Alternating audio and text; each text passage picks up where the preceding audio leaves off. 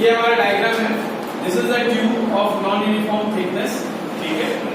और आप देख सकते हो कि जो ट्यूब का जो लेवल है, यहाँ पे y1 है, यहाँ पे y2 है, यानी लेवल भी लगातार ग्राउंड लेवल से क्या हो रहा है, चेंज हो रहा है, ठीक है। यहाँ पे जो लिक्विड की वेलोसिटी है दैट इज टेकन v1, और यहाँ पे प्रेशर जो लग रहा है, भाई लिक्विड को फ्लो कराना है तो जाहिर सी बात है यहाँ से प्रेशर लगेगा, and that pressure is v1, ठीक।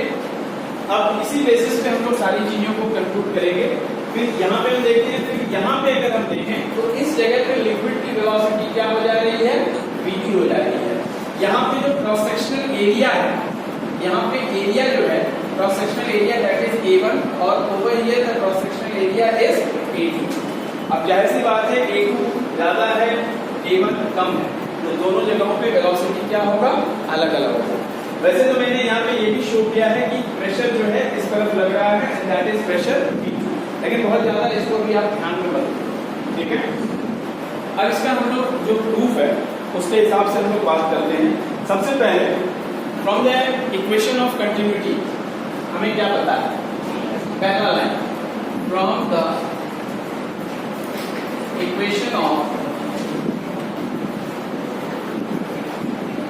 Continuity a1 v1 is equals to a2 v2, ये हमारे पास पहले से जानकारी है, let it be equation number 1, ठीक है। ओके, अब जो है हम लोग सबसे पहले फाइंड आउट करेंगे what is the change in kinetic energy, इस जगह पे और इस जगह पे what is the change in kinetic energy. So change in kinetic energy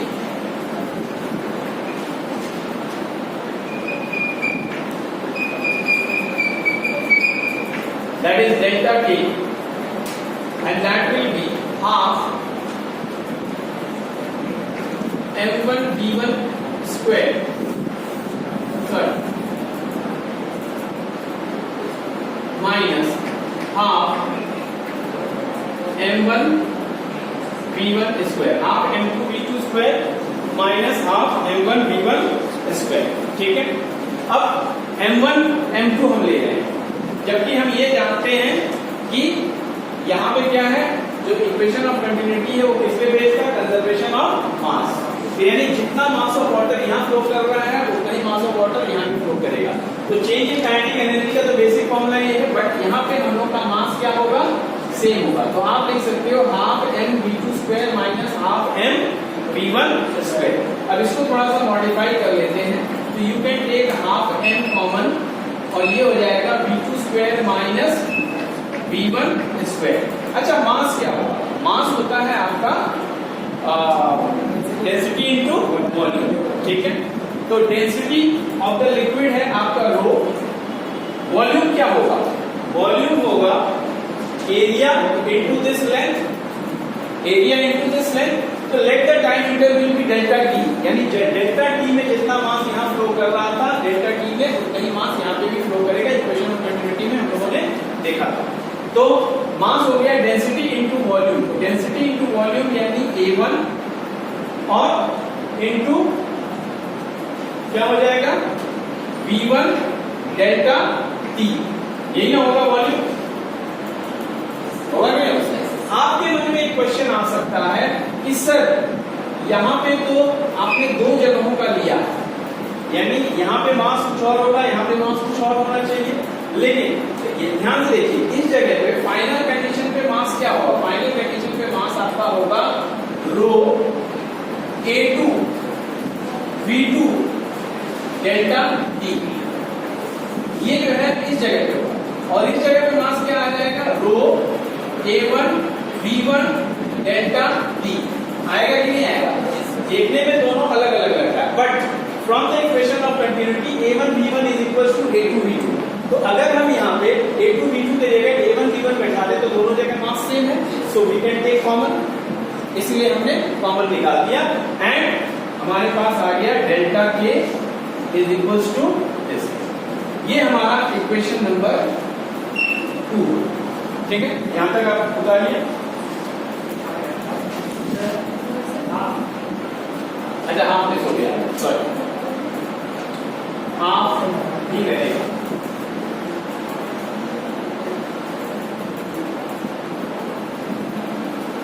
this is the change in kinetic energy. अच्छा, वर्क एनर्जी थ्योरम आप लोगों ने पढ़ा था। वर्क एनर्जी थ्योरम क्या था? Change in kinetic energy, change in kinetic energy is equals to work done by all the forces या all type of work done that will be equal to change। अब यहाँ पे system में जो work done हो रहा है वो दो तरीके से, एक तो वर्क डन अगेंस्ट ग्रेविटी है, ठीक है, और एक जो है work done due to this pressure, pressure के वजह से वर्क डन है, यानी दो तरह का वर्क डन है और ये दोनों work done that will be equal to change in kinetic energy. तो यहाँ तक उतार लिए। अब एक स्टेटमेंट लिखो, स्टेटमेंट लिखो, the work done on the system, the work done on the system arises, the work done on the system arises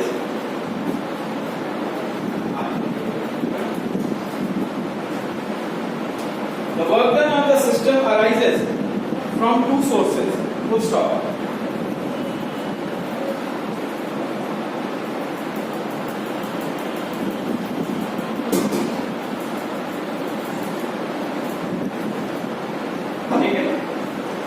तो देखो, the work due to the gravitational force on the fluid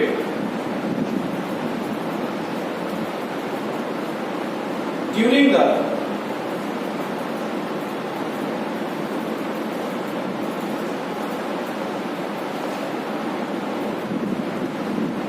vertical rise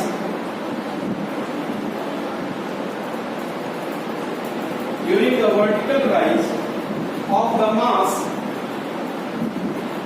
from input level to output level, from input level to output level is given as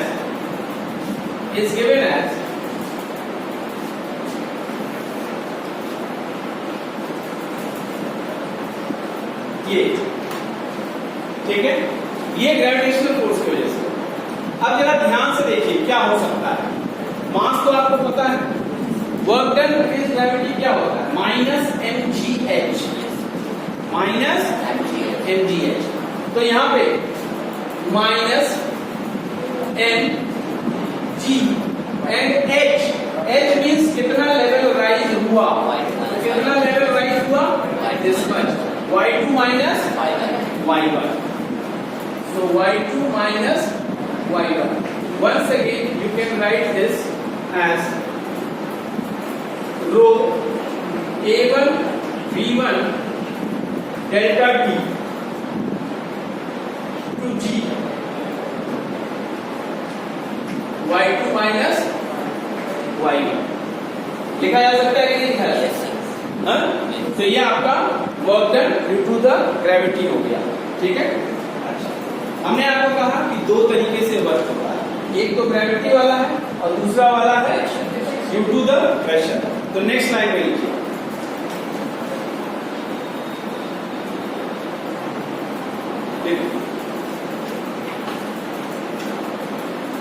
work is done on the system, work is done on the system at the input and, at the input end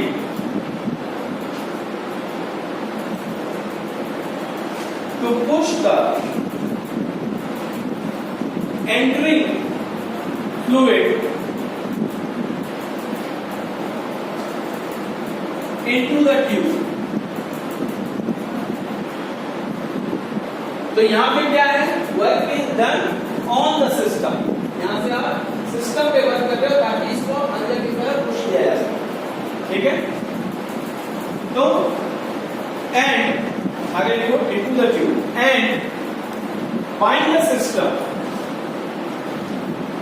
and by the system at the output and, ये output and है, and by the system at the output and to push forward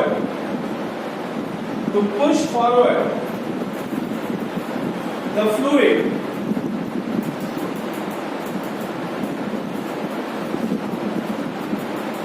to push forward the fluid full stop. ठीक है, यहां तक हो गया। अब देखिए, तो आपका फॉर्मूला क्या होगा ड्यू टू प्रेशर वाला? पहले हम डायरेक्ट लिख दे रहे हैं, उसके बाद आप देखिए minus P2 delta V plus P1 delta V। अभी डेल्टा V के बारे में बात करेंगे। वर्क डन, ध्यान से सुनो, this is work done on the system, this is work done by the system. ठीक है, सिस्टम जो वर्क कर रहा है वो नेगेटिव, सिस्टम पे जो वर्क हो रहा है दैट इज पॉजिटिव। ठीक है, अब वर्क का फॉर्मूला क्या है? साइड बाय साइड आप इस चीज को समझिए। वर्क इज सिंपल वे में लिख रहे हैं फोर्स इनटू डिस्प्लेसमेंट। फोर्स क्या होता है? प्रेशर के टर्म्स में अगर लाएं तो force is pressure into area. So आप इसको लिख सकते हो pressure into area into this. Now this area into the length क्या हो जाएगा? वॉल्यूम, यानी work done pressure into volume होता है। यही चीज हमने यहां पे लिखा है। ठीक है, pressure into volume, pressure into volume. This is input work done, this is output पे, यानी this is on the system, this is by the system. अब डेल्टा V क्या है? डेल्टा V क्या है? वॉल्यूम। वॉल्यूम आप कैसे निकालोगे? वॉल्यूम निकलेगा cross sectional area into this length.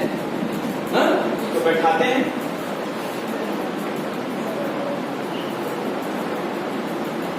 P2 cross sectional area is इस जगह पे A2, लेंथ क्या हो जाएगा? V2 delta T plus P1 A1 B1 डेल्टा T। Now from the equation of continuity हमको क्या पता है? A1 B1 is equal to A2 B2। तो अगले लाइन में आप A2 B2 को जगह आप A1 B1 ले सकते हैं, क्योंकि हमने हर जगह पे A1 B1 ही फॉर्म में रखा है। तो माइनस P2 A1 B1 डेल्टा T plus P1 A1 B1 delta T. So here you can take common A1 minus A1 B1 delta T you can take common, and in bracket P2 minus P1. So this is work done due to pressure. आगे हमारे पास change in kinetic energy है, हमारे पास दोनों तरह के work done है कि नहीं? Now according to the work energy theorem हम क्या लिख सकते हैं? According to the work energy theorem या using work energy theorem you can say that change in kinetic energy is equals to Wg plus Wp। ठीक है, अब आप चेंज इन काइनेटिक एनर्जी क्या है वो बैठाइए, Wg क्या है वो बैठाइए, Wp क्या है वो बैठाइए, एंड जस्ट सॉल्व इट। और जब आप सॉल्व करोगे तो आपको रिजल्ट मिलेगा। I am rubbing this diagram.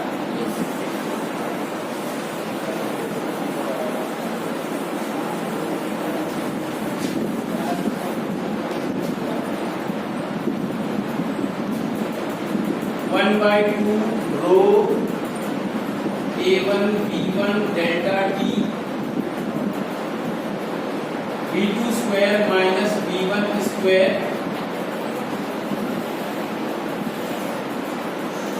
Is equals to gravity वाला क्या हो जाएगा? माइनस रो A1 B1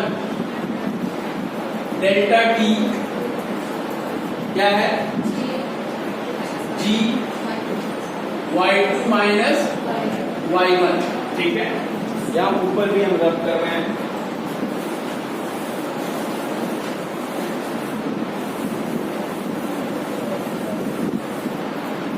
फिर ये क्या है? माइनस A1 B1 डेल्टा T P2 माइनस P1। पूरे इक्वेशन में देखिए A1 B1 डेल्टा T,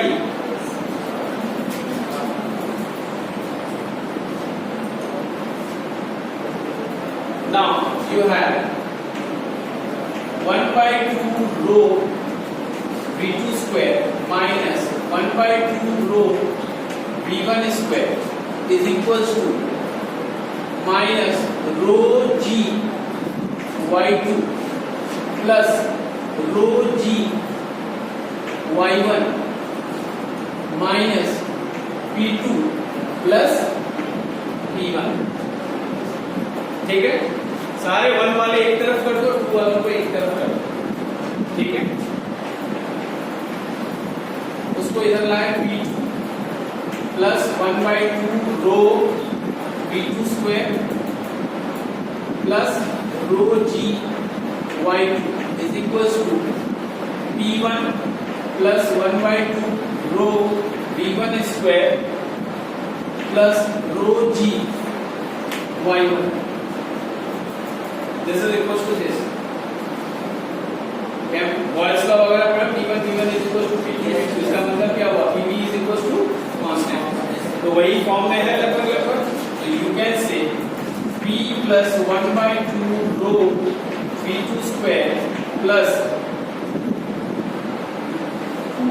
rho G Y is equals to constant, and this is Bernoulli's principle 2।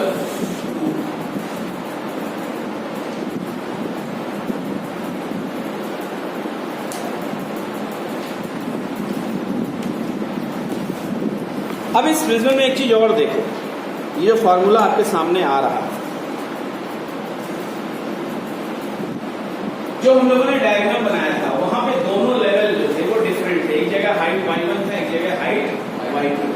अगर हॉरिजॉन्टल ट्यूब होता तो दोनों जगह हाइट क्या हो जाता, यानी नो चेंज इन हाइट। तो अगर नो चेंज इन हाइट होता तो ये जो रो जी एच वाला है, रो जी वाई वाला, ये खत्म हो जाता, ये सिंपली खत्म हो जाता। और जब ये खत्म हो जाता तो ये फॉर्मूला आपको सिर्फ किस फॉर्म में दिखता, और हॉरिजॉन्टल ट्यूब ये फॉर्मूला इस फॉर्म में आपको दिखेगा, P plus 1 by 2 rho V square is equals to constant। यानी अगर प्रेशर बढ़ रहा है तो वेलोसिटी कम होगा, और अगर pressure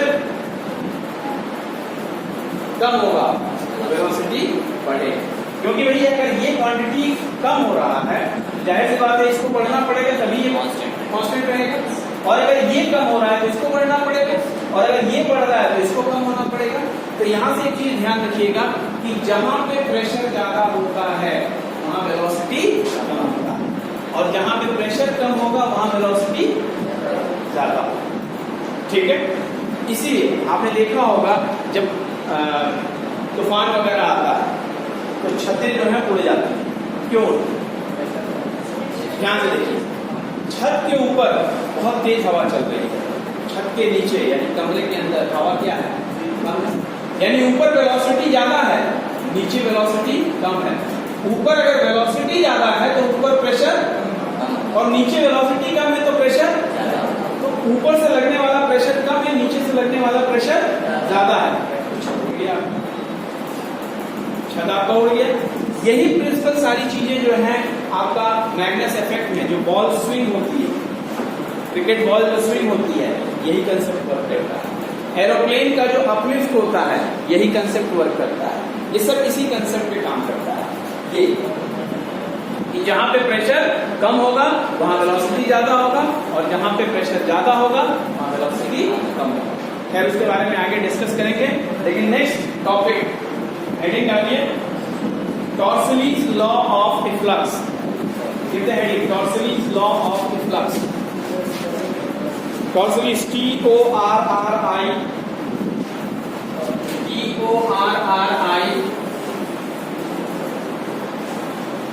TORRI,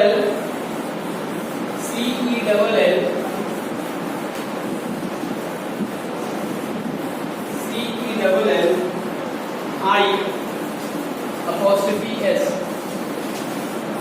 Torsky's law of efflux।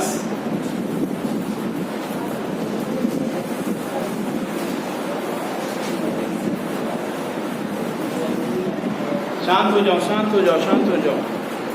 इसके लिए क्या करते हैं, हम एक कंटेनर लेते हैं बंद, ठीक है, और इस बंद कंटेनर में पूरा लिक्विड भरा हुआ है, बट यहाँ पे एक छोटा सा ओपनिंग है।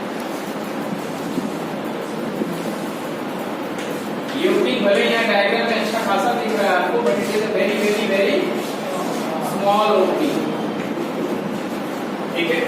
यानी एक कंटेनर में आपने छेद कर दिया यहाँ पे, तो वहां से पानी निकल रहा है, तो जो वाटर निकल रहा है वहां से जो लिक्विड बाहर आ रही है, उस लिक्विड का स्पीड क्या होगा, उसी को हम कहते हैं इफ्लक्स स्पीड, ठीक है, बाहर निकलने वाला स्पीड, वही हम लोग कैलकुलेट करेंगे। तो यहाँ पे जो सरफेस एरिया है, या आप कह सकते हैं यहाँ जो एरिया है दैट इज A1, ये जो एरिया है दैट इज A2, ठीक है, ओके। यहाँ पे जो प्रेशर है वो है P, ठीक है, और इस जगह में चूंकि ये ओपनिंग है, एटमॉस्फेयर के साथ डायरेक्ट कांटेक्ट में आ रहा है, तो यहाँ पे क्या होगा, एटमॉस्फेरिक प्रेशर, यहाँ पे एटमॉस्फेरिक प्रेशर। अब देखो ये टोटल हाइट है दैट इज Y2, ठीक है, और बेस से ये हाइट जो है दैट इज Y1, और यहां से जो है दिस इज H, यानी ओपनिंग यहाँ टॉप से H हाइट है, ठीक है। यहां पे जो लिक्विड निकल रहा है इसकी वेलोसिटी, जो कि वेलोसिटी ऑफ इफ्लक्स है that is V1, that is V1। अब एक चीज बताओ, अगर यहां से कंटिन्यूअसली लिक्विड निकल रहा है तो ये जो लेवल है ये भी लगातार नीचे आना है, तो इसके नीचे आने की भी एक वेलोसिटी होगी, let that velocity be V, ठीक है, या V2 मान लेते हैं, late that velocity B V2। बात यहां तक क्लियर है सारी चीजें। अब यहां पे जो है सीधे सीधे from the equation of continuity आ जाते हैं।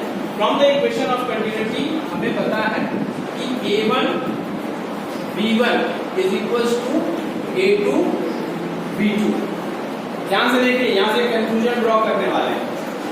V2 की ले लेते हैं, V2 is equals to A1 by A2 B1।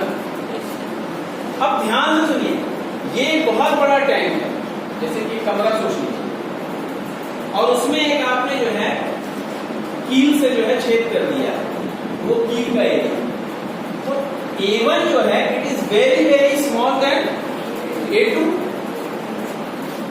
तो as A1 is very very small than A2, यानी न्यूमरेटर बहुत छोटा है, डिनोमिनेटर बहुत बड़ा है, तो उस केस में क्या हो जाएगा, V2 लगभग नेग्लिजिबल हो जाएगा, ठीक है। तो दिस आप कह सकते हैं कि this implies V2 is very very less than V1। तो V2 is very very less than V1, इसका मतलब हम V2 को लगभग 0 मान के चल सकते हैं, ठीक है। तो पहला चीज यहां से कंक्लूजन निकल के आ गया, the liquid velocity V2 can be taken 0, ठीक है। So V2 can be taken as 0। तो सबसे पहले इतना बता लीजिए। अब इतना होने के बाद इस पॉइंट पे हम बर्नौलीज थ्योरम लगाएंगे और इस पॉइंट पे भी बर्नौलीज थ्योरम लगाएंगे, ठीक है। सो अप्लाइंग बर्नौलीज प्रिंसिपल, सबसे पहले हम इस पॉइंट पे लगाते हैं। तो प्रेशर है atmospheric pressure plus 1/2 rho V1 square plus height क्या है Y1 रो G, ठीक है। बर्नौलीज प्रिंसिपल हमने लगा दिया, and that should be equal to यहां पे, हाँ, तो इस जगह अगर बर्नौलीज प्रिंसिपल लगाएं तो P प्लस 1/2 रो V2 स्क्वायर, तो ये तो होगा ही नहीं क्योंकि V2 क्या हो गया, that means this term is eliminated over here, और बाकी का हाइट क्या हो जाएगा Y2 रो जी। बोलो ये बात समझ में आई कि नहीं आई? ठीक है, अब यहां से हमें कैलकुलेट क्या करना है? Velocity of flux. अच्छा, दूसरी चीज यहां पे देखिए, h क्या होगा? h will be equal to y2 minus y1, होगा कि नहीं होगा? अब हमें वेलोसिटी ऑफ फ्लक्स निकालना है, दैट मींस v1 निकालना है। तो 1/2 rho v1 square is equals to p minus pa plus y2, और ये भी इधर आ रहा है तो माइनस y1 रो g। बोलो, अब y2 माइनस y1 इज h, so you can substitute 1/2 rho v1 square is equals to p minus pa plus h rho g। so v1 square is equals to twice of p minus pa plus h rho g divided by रो, यानी v1 will be equal to under root 2 p plus pa plus h rho g by रो।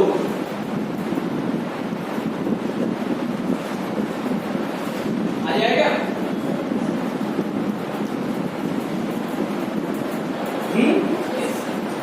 अच्छा, अब ध्यान से सुनिए, यहां पे क्या था? क्लोज्ड कंटेनर था। यहां पे क्या था? क्लोज। अगर ये कंटेनर खुला होता तो ये जो प्रेशर है ये क्या होता?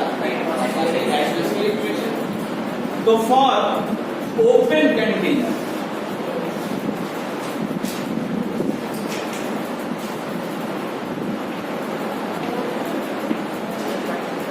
P is equals to PA, P is equals to PA, और P is equals to अगर PA हो जाएगा तो ये टर्म पूरा का पूरा क्या हो जाएगा? जीरो।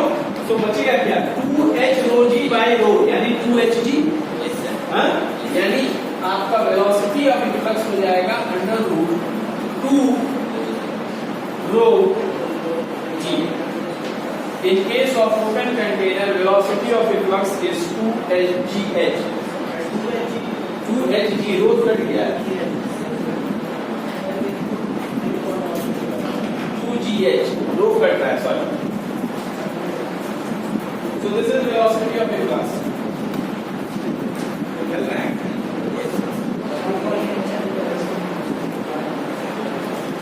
एक टॉपिक